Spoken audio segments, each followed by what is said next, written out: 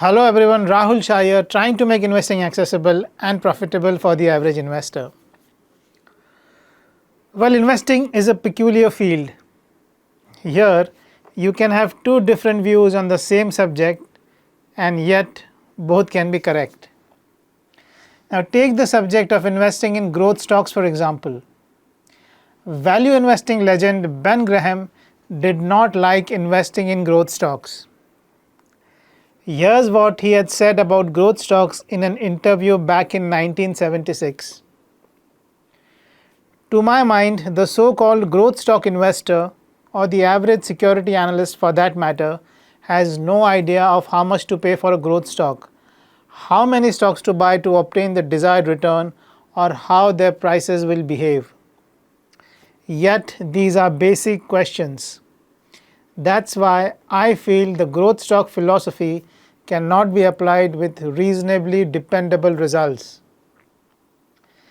According to Graham, a stock with a PE of 10x should be preferred over a PE of 20x even if the latter is expected to grow its earnings at a higher rate going forward. Now, this was not a way that was shared by Peter Lynch. Lynch, the legendary fund manager at Fidelity, owed a fair bit of his success to investing in growth stocks. In other words, he was a big believer in investing in growth stocks. According to him, a stock with a PE of 20x and that's compounding its earnings at 20% per annum is a better buy than a 10x PE stock that's growing at just 10%. In fact, after a few years, even if the multiple of the high PE stock compresses to 15x and the multiple of the low PE stock expands to 15x, you will still end up with better returns from the high PE stock. This is a dilemma, isn't it? Should you listen to Graham or should you listen to Peter Lynch?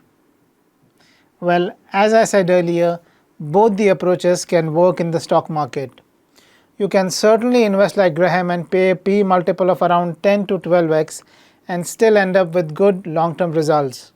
However, you must ensure that you stay away from junk and poor quality stocks. Likewise, you can also invest like Peter Lynch and pay a high PE multiple provided you are convinced of the company's growth prospects. So if you want to pay a PE of 20x for a stock where you are convinced the company can grow at 15% to 20% for a good number of years, I think it's perfectly fine. You will certainly get good returns from your investments by going down this path also. But Peter Lynch also has a warning for you. He has argued that it is very difficult for a company to grow profits consistently above 25% per annum, which is why a PE multiple of 25x to 30x is the maximum you should pay for any stock. If you are paying more than 25x to 30x PE on a regular basis, you can land yourself into trouble and your long-term returns could take a beating. So here's the summary of what we've learned so far. A PE multiple of 10x to 12x or even 15x is what you should pay if you're not paying for growth. On the other hand, if you're investing in a growth stock, then a PE of 25x to 30x is the maximum you should pay for any stock. Now this brings me to the company that we are discussing today, Indian Energy Exchange Limited, or IEX as it is popularly known as. As I record this video, IEX trades at a lofty PE multiple of close to 48x its trailing 12-month earnings.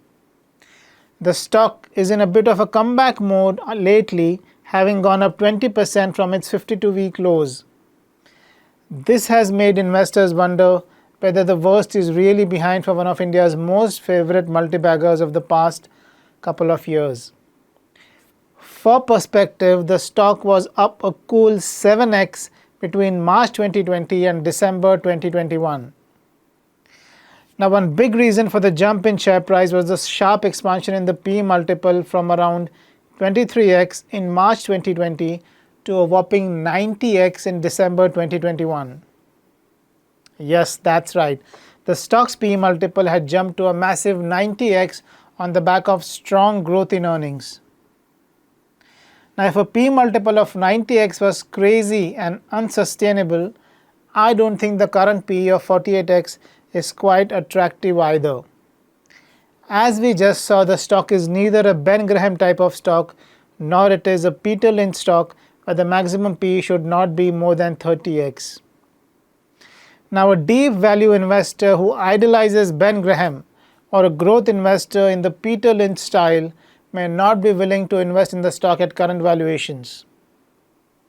However, there is a group of investors out there that believe that the stock is not expensive even at the current PE of 48x. They argue that given the growth runway ahead, the company's strong competitive advantage and its impressive financials, the stock is a great long-term bet even at current valuations. Now, there is no doubt that IEX has a fantastic business model. It provides a platform for both buyers as well as sellers of power and gives them the best deal possible in exchange for a small fee.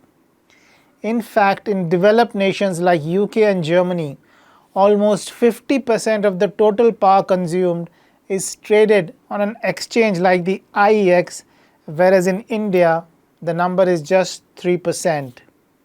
So imagine the potential even if this number goes up to say 30%. That's a straight 10x growth we are talking about. Besides, I have not even considered the growth in per capita consumption in electricity in a growing economy like India. Therefore, it goes without saying that the growth runway for the company is really huge. Of course, there will be competition as more exchanges start offering the same services as IEX. However, the company has a first mover advantage and could still end up commanding a lion's share of the market. Therefore, its moat or its competitive advantage is pretty much like a platform company like say Amazon, where more buyers prefer to buy power from IEX because they'll get the maximum number of sellers there, and more sellers prefer to sell their power on IEX because of the presence of large number of buyers. It's a gift that will keep on giving. And this is just power I'm talking about. The company has already set up a gas exchange, and carbon credits exchange and coal exchanges are next in line. Therefore, if successful, these present another growth levers for the company. Now, last but not the least, the asset-light nature of the business is another big positive. The platform that the company provides is essentially a software which, once developed, requires very little incremental investment.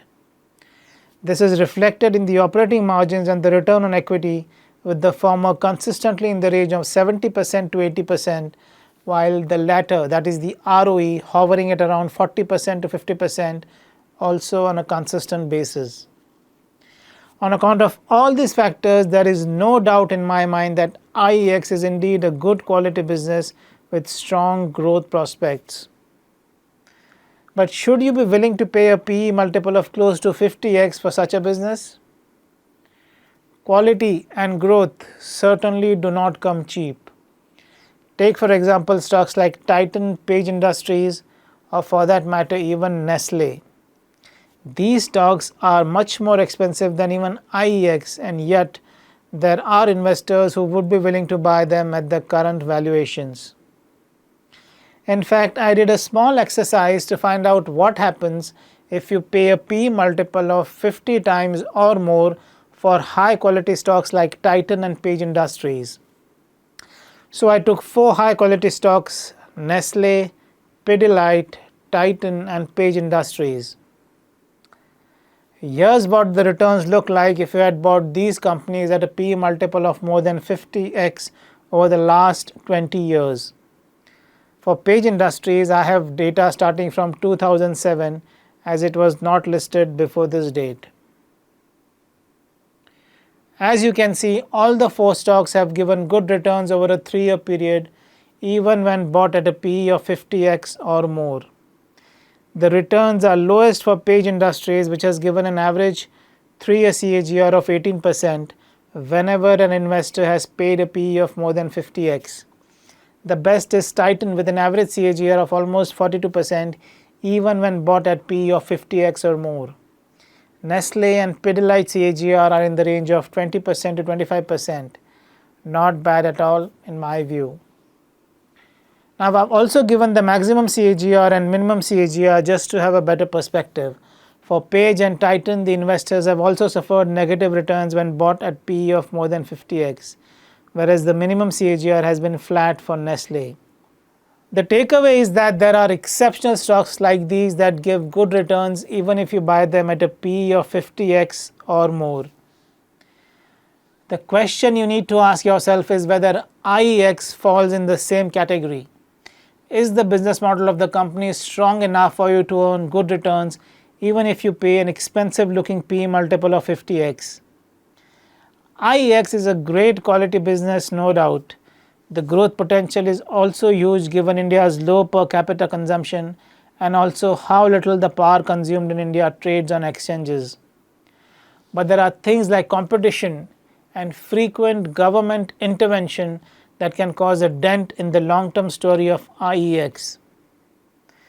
Therefore, after taking into account both the pros and the cons, I think I'll be a lot more comfortable if a stock like IEX is bought at a lower PE multiple than what it is trading at right now. I believe that investing is all about margin of safety and protecting your downside first and only then thinking about the upside. This margin of safety seems to be absent at current valuations. Now, staggered exposure is another option in front of investors who want to invest in good quality companies but are not comfortable with the valuations. They can, say, take 25% exposure right now and then steadily increase the exposure as the P multiple falls back to more attractive levels. Please note that we started this video by asking whether IEX is ready to make a grand comeback, and we provided you with the most detailed answer possible. I think it will be fair to say that unless the company manages to grow really well on the earnings front, the comeback may not last long enough. But even if it does, that is, even if the stock keeps going higher from here, I won't mind it much. I'd rather follow my own process instead of breaking it for a stock where I'm not too convinced with the valuations. Let me know in the comment section what you think of this viewpoint. Please also do not forget to like, share and subscribe to the channel if you haven't already. I'll see you again next time. Goodbye and happy investing.